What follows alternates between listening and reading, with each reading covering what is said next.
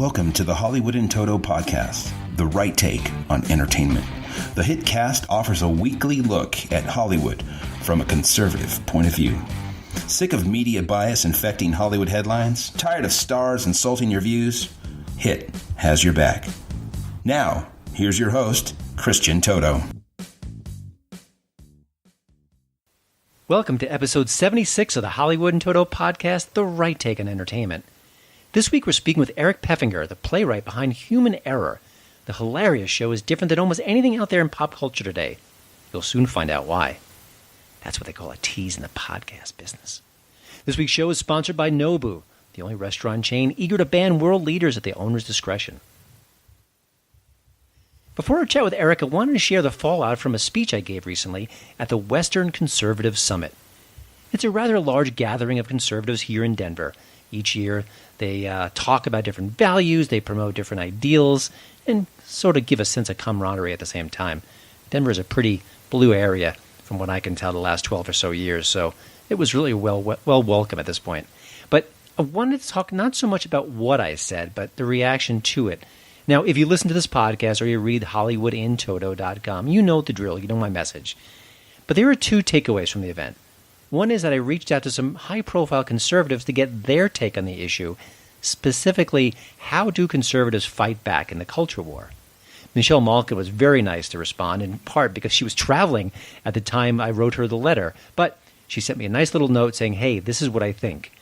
And what she said was rather interesting. She said, conservatives really have to go out there and make their own art, create their own projects, and more specifically, be entertaining in the process. She said, that's not selling out. It's an essential tactic in 2018. And she's right, of course. Others echoed her sentiments, including Kurt Schlichter. He said the gatekeepers in society these days, especially pop culture society, well, they're retreating. Technology is making it easier than ever to create and spread art. You don't need X, Y, and Z. You don't have to have a sort of the levers of the distribution process. That's the old way. You can still go about it that way, but you could also go around those gatekeepers. You can make your own art. You can make a YouTube video on a very, very modest budget, and all of a sudden it goes viral if it has the right message, if it has the right panache, if it really connects with an audience. In short, they said, go do it. Hear, hear. The other part of the event I thought was interesting as well. There was a Q&A at the end of my presentation, and I was a little nervous about it. I'm thinking, well, what are they going to ask? You never know when a curveball is thrown your way, and just had to get it ready for anything, but what I got I didn't expect. It felt more like a therapy session than a Q&A session. Let me explain that. It was a lot of people just absolutely flustered by what's going on in pop culture these days, and more specifically, the media in general, which is something that I hit on quite a bit here at this podcast. It's the double standards. It's the unbelievable bias. It's the fact that Roseanne is out of work and Samantha Bee isn't. None of these things are coming as a surprise to people on the right, but they're just absolutely fed up at this point, and I can't blame them. You know, I tried to answer some of the questions, and some of them weren't even questions. It was just people letting off some steam. And to the attendees' credit, they weren't angry, they weren't vicious, they weren't screaming or yelling. They were just absolutely fed up with what's going on in the culture these days, which, circling back to Michelle Malkin and Kurt Schlichter, means we have to get more engaged in the pop culture fight. And I have to say, this was a very healthy way to kind of let out those frustrations. But the next step is getting more proactive with pop culture and kind of giving Hollywood a sense that they're not alone in this situation. We want to fight back too. Don't touch that dial. You're listening to my daddy's podcast. Here's a celebrity tweet of the week.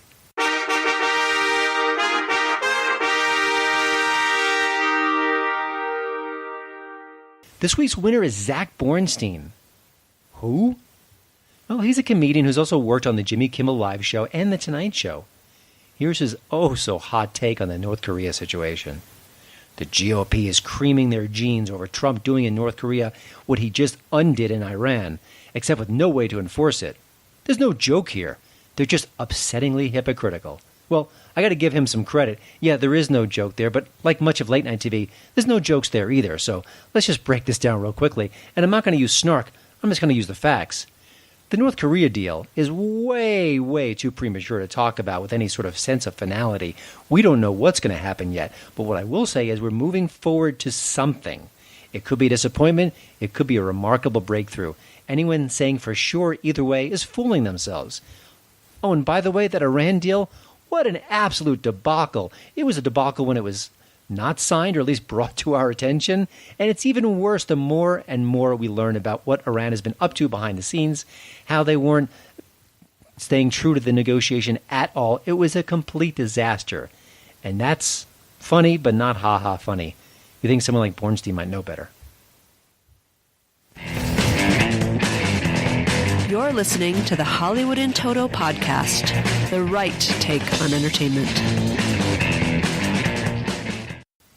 My hit tip of the week is Adult Beginners. The dramedy stars Nick Kroll of The League fame. He plays an entrepreneur who swings and misses big time with some new big tech innovation. He goes broke, he makes lots of enemies, his life is in ruin. So he goes to move in with his sister, played by the great Rose Byrne, and he ends up caring for her young son. Now, I think when you hear that setup, you think, oh, I know what's going to happen. He's going to, shake free of his doldrums. He's going to reconnect with his sister and the kid. And he's going to learn a little something about himself. It's hardly a spoiler alert, and that's generally where the story goes. Again, you don't have to be a movie whiz to understand where things are headed with formulaic comedies. But it's the humor and the heart here that really impressed me. A very good cast as well, including Bobby Cannavale, Jane Krakowski, and also Bobby Moynihan from Saturday Night Live. All very good. Some in small roles, but they make an impact when they're on the screen all the same. Now, again, this is one of those twists on the whole you can't grow up, the Peter Pan syndrome. But you know what? Actually, this character did grow up. He did try to make something wonderful of his life and his career, and it absolutely crashed all around him. So watching him pick up the pieces is not just a typical story, but something kind of a redemption story that's really worthwhile. Adult Beginners is now available on Netflix. Now let's get to this week's feature interview. I recently saw the world premiere of Human Error at the Garner Galleria Theater in Denver. The play follows two very different couples forced to meet after a fertility clinic switcheroo. One couple is progressive to the core, the other, think Red State USA. What could possibly go wrong? Well, in this play, everything. It's a true farce, but the play is a hoot all the same, and one of the things I really enjoyed about it was how balanced it is. I actually felt a little worse for the liberal characters and how they were depicted than the conservative characters. And, you know where I'm coming from. That was a big surprise for me. The playwright is Eric Pfeffinger. This isn't his first play, kind of covering similar material. He dealt with theology in a recent play as well, but this one really jumped out at me. It's also nowhere mentions of President Trump. I thought that was refreshing as well. But when I saw the play, I watched it with my wife, who's very left of center, kind of the polar opposite of what I am. And I thought, I want to talk to the screenwriter, this playwright. I want to find out what he was thinking, how he made the play, and maybe even get a glimpse of his ideology. I couldn't really figure out where he fell on the partisan divide. And ended up going to his Twitter feed. I think I have a sense of where he is, but I think the way he writes his stories is a bit of a course correction in a way. And we'll get into that as the interview goes forward. Here's my chat with playwright Eric Pfeffinger. Welcome to the show, Eric. You went from being a newspaper cartoonist to a playwright, and I was just wondering, did you purposely pick two of the toughest jobs around, and how did you kind of segue between the two? Yes, I have a fondness for struggling industry. Why make things easy? That's right. I actually feel like the two media have something in common. They're both opportunities to tell stories largely through people's actions and words. You don't get the luxury of extensive description that you get in prose fiction.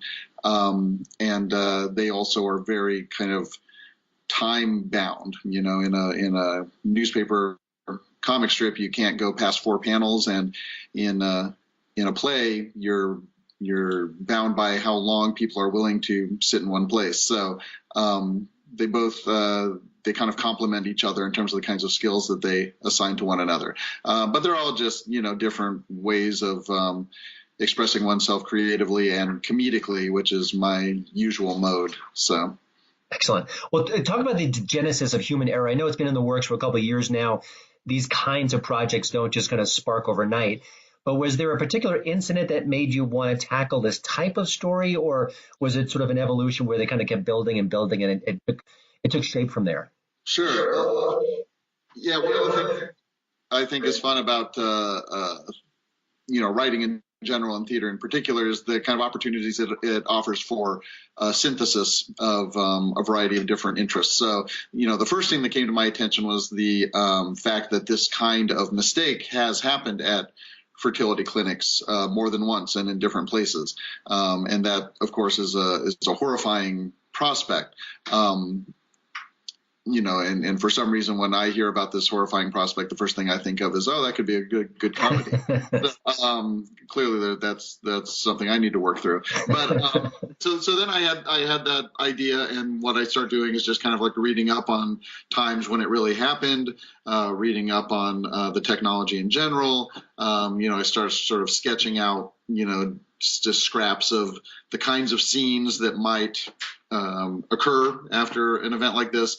And then as it starts to take shape, some of my other interests and notions and preoccupations start to filter in. So over time, it became clear it was not going to be a story primarily about the hilarity of reproductive technology, as classic as that is, but an exploration.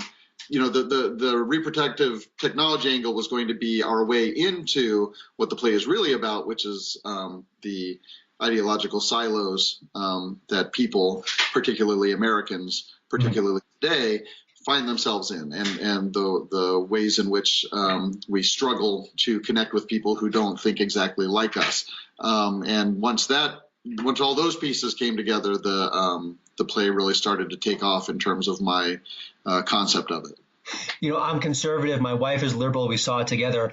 And I think we both agree that the liberal couple came off, for lack of a better phrase, a little worse. They were maybe you were a little tougher on them, but it's still a very balanced production, which I don't think you can say about most stories these days. Talk about getting that balance, because I think it's one of the play's strengths, but I don't think it's as easy as you could say, I'll make it balanced. I think a lot of people say that, but often when you watch the production, it doesn't feel that. Yeah, because what am I trying to say? Any kind of writing is coming out of one individual, and that individual obviously has predilections and biases and beliefs and that sort of thing. So it's very easy for those things to filter their way into a work of fiction or a work of art. What I actually really like about playwriting is the fact that you can only express yourself through what these characters do and say, primarily what they say. The majority of a play script is dialogue. You've got some stage directions in there, but mostly it's what they say to each other. In fact, I sometimes have conflicts with directors who forget to read my stage directions. I'm like, no, they're doing something important there. It's not just about what they're saying. But it's mostly about what they say to each other. And so what that means, if you're doing the job well, and none of us always do the job well, but if you're doing the job well, you are inhabiting each one of those characters, and you are hopefully doing each one of those characters justice in terms of not caricaturing or condescending to what they believe. So it's almost like I also did improv theater when I was in college, and for me, it's almost like an improv exercise where you're playing all the characters. As you're writing each line of dialogue, you are that person, and if you're sort of serious about it and rigorous about it, you're going to say what that person would really say, not what someone who has a low opinion of that person would hope or expect them to say. So that's sort of the key. And I usually enjoy writing people who are superficially not like me more than I enjoy writing people who might seem to be more like might share my worldview. Mm-hmm. I find that more more interesting or more engaging. So yes, it is absolutely true that in one sense, it's not easy to write something that doesn't subtly and even accidentally reflect your own biases. But on the other hand, there's something about this particular medium that I think if you're doing it right, lends itself to a more even-handed perspective. There's no mystery about where Tony Kushner lies on the ideological spectrum, or what kinds of levers he pulls when he goes into a voting booth. But even though his Roy Cohn is kind of a monstrous person in Angels in America, he's also a person. And in the moments that he's speaking, the things he's saying make complete and utter sense coming from that person's point of view. And that's what's really exciting, I think. And I actually love the idea of again, because a play is live, because a play exists in time and space, and the actors are breathing the same air as the people who are watching it, I love the idea of creating something where the people in the audience find themselves surprised, not just by what the play is doing, but by how they are reacting to what's happening to the play. I think when that kind of thing happens, then you've really got something kind of exciting happening in the theater. In that connection, have you had any interesting reactions to the play? I know you've been workshopping it. It's in Denver right now. I imagine this is the kind of thing where people are going to talk about it on the way home. But do you get a chance to kind of commiserate with some of the audience members, and what are they telling you? Yeah, that's been really exciting. It's perhaps not surprising that a lot of people who find themselves in a theater or at a developmental reading, and I've had public readings of drafts of this play in Philadelphia, in New York City, in Orlando, and of course in Denver. So it's kind of gotten around. It's not surprising that a lot of the people who might find themselves in the audience might tend to be a little more liberal than the alternative. There's kind of a self-selection that happens a little bit. Although I think that's the assumption that a lot of people make. And one of the fun things about working on this play is you discover that is by no means a safe assumption. It's not a monolithic audience in any theatrical context. And so I do get to talk to a lot of folks who come up and say, oh my gosh, I was bracing myself for 90 minutes of aren't conservatives stupid jokes, and I was so glad that that's not what this was. Or I people who say they feel like their perspective is rarely represented in live theater, and they feel like it was in this case. People who have very specific reactions to the conversation that the characters have about the abortion issue, and the degree to which they either kind of felt seen or heard by the things that some of those characters were saying, or found themselves challenged by the things that some of those characters were saying, because the characters that they didn't agree with were making what they found to be persuasive points. And then the thing about this play is that, people have lots of points of entry into it. So I also hear from people who've had all kinds of experiences with reproductive technology, some of them very positive, some of them very harrowing. And, the fun thing is that people can kind of connect to the play through a lot of different angles, but it's certainly sort of the ideological angle and occasionally the religious angle. I've also had people come up and say that they identify as Christian and they aren't always happy with how they see Christians portrayed in the theater, and they really enjoyed this as an alternative to that. When I reviewed your show, I called it "Can't We Get Along Theater." It was kind of like a cheap little line, but I think there's some truth to it. Do you think more artists should be kind of following your path as far as not so much can't we get along, but digging deeper than the substance? I feel like a lot of, especially TV shows these days, they bring up sort of very topical themes, and it's very superficial, very one-dimensional. And I think, boy, this is going to age so badly in about a year and a half. But more importantly, I think, the arts can do wonderful things for people. I don't think we leave human error being angry at people. I think we kind of are curious. We're introspective, perhaps. Are kind of artists collectively dropping the ball in that area? I mean, I know everyone can do what they want. It's a free expression thing, but do you kind of, on some level, wish more people were kind of following this path? That's a good question. I mean, I think one of the nice things is that there are all kinds of art, and there's room for all kinds of voices in art. And I'm interested in and excited by art that does all kinds of things in all different kinds of registers. Sometimes you see something that is just straight up ideological agitprop, and it's delightful. Sometimes it's something that you already agree with, and it just reinforces your preconceived notions, but it's so well done or so funny that you're like, that's great, that made me happy. Sometimes it's poking fun at something that you might otherwise align yourself with, and that's kind of refreshing too. But I think you're right that, there is something to be said for complexity, and there is something to be said for a wide range of representation.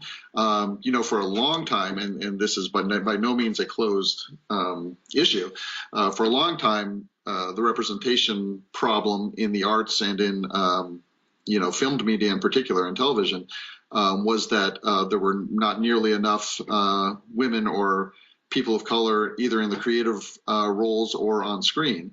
And obviously that has been that issue has been addressed, not fully, but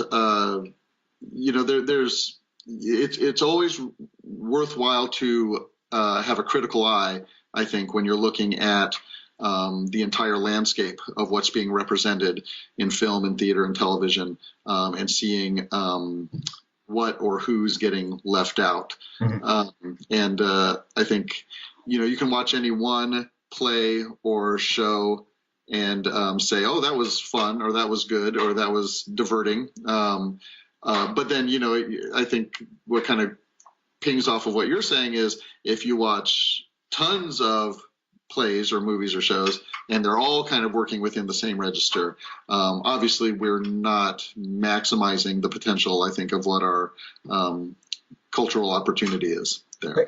Building on that, I think there's been, like you said, a lot of effort to kind of bring more women and minorities into film, into theater. I think that's a good thing. I think more voices, the better. And I think everyone deserves a chance to tell their story.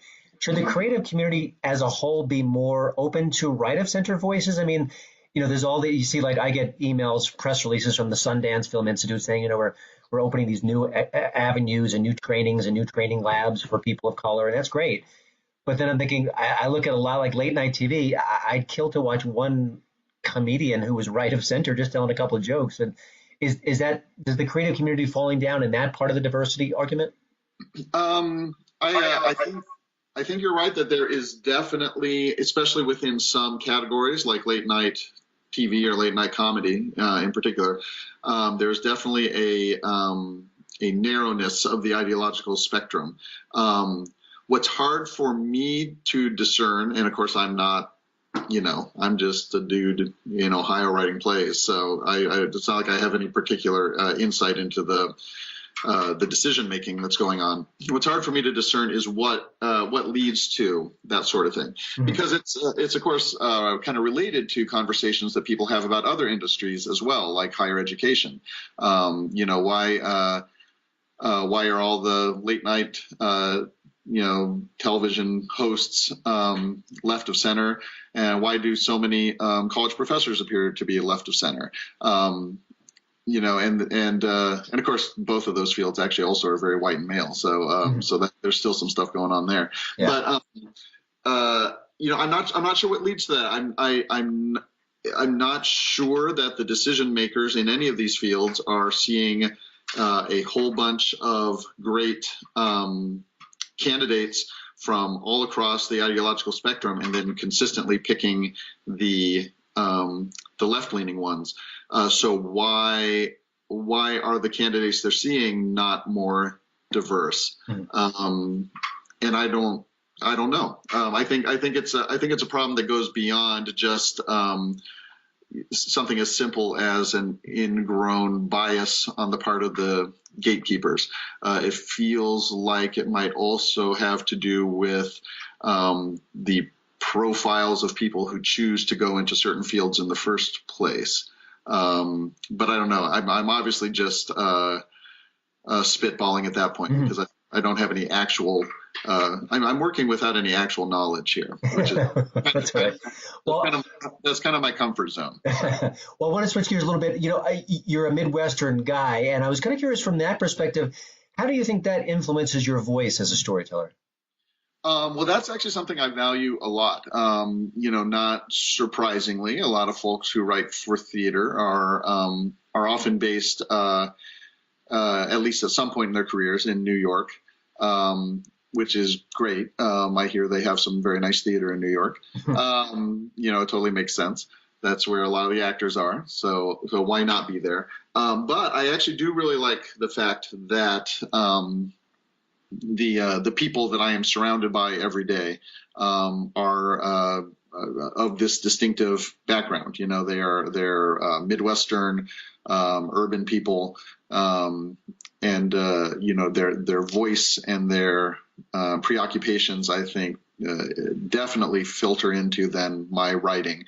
I've had people say I'm not in a position to judge because I'm not on that side of the desk, but I have had people say, "Oh, I kind of get excited when I see your play and I see the return address, and I know that it's not going to be exactly the same as the other 9 plays I wrote." Gotcha.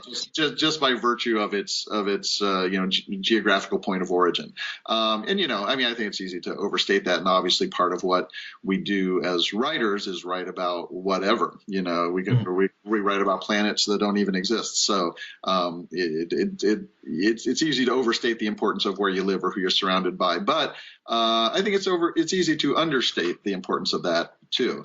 And I actually really value the fact that I'm in this particular place and surrounded by these people, and that those sensibilities find their way into my work on sort of fundamental levels, even when I'm writing something that isn't set in the Midwest. So, talk about any current or sort of future productions you're working on, plays. I saw on your biography page a little bit of web series work. What's on your agenda? What's the next 6 months going to bring for you? Yeah, I've got a handful of things on my plate right now. I've actually got a short play that just opened in Miami. It ran at the Actors Theater of Louisville's Humana Festival last year, and it's about it's called Melto Man and Lady Mantis, and it's about 2 kind of B movie monsters who are working together to file taxes. Because one of them is a CPA, and it turns into kind of an exploration of moral accountability, but mostly it's just silly people in funny makeup, and so I enjoy working in that register as well, and I cannot claim that there's anything distinctively Midwestern about it either. So that's going up. I'm really hoping to get to go down and see that because the costumes they've come up with that look off the hook. So I really want to see this in person. I am working on a couple of web series. Both of them actually are based in New York. The actors and the creative team that are working on them are all in New York City. So that's my attempt to sort of try to adopt a convincing New York City milieu. We'll see how that works out. But those are definitely about sort of, affluent cultural class type people and kind of making fun of them. So some of the same skepticism that human error throws at Madeline, I think also gets thrown at these characters in these web series. And then I've got a variety of plays that I'm working on, trying to interest people in. They're in various degrees of disastrous underwrittenness, and I just need to kind of convince some folks to work with me to make them better. Human error it's probably been almost 6 years since the very first reading I had of it in Philadelphia. So, it's a long road sometimes before something.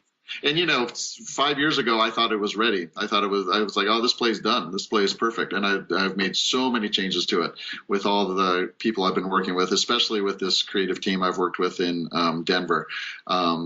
Every time I thought, this play is flawless, no one could possibly want me to change anything, we'd find something that needed fixing. So, it's a long process. And the part where I'm just sitting alone in my house, tapping away on my laptop is the earliest and the easiest part of the gig. So, well, before we let you go, Eric, I was curious, where does human error go next? And it could maybe hot media. I was thinking, this is funnier than 94% of the movies I see that are allegedly comedies.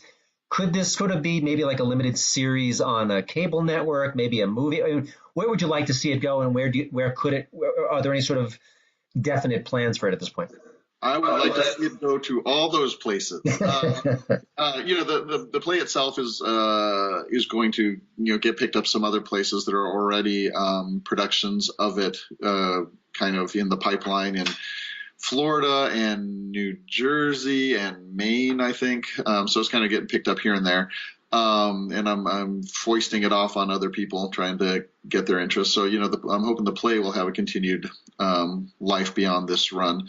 That's a conversation I have had both in my head and with actual people, folks who've seen it and said, oh, this would be a good TV series, or, I've even started kind of monkeying around with how it might look as a movie. So, as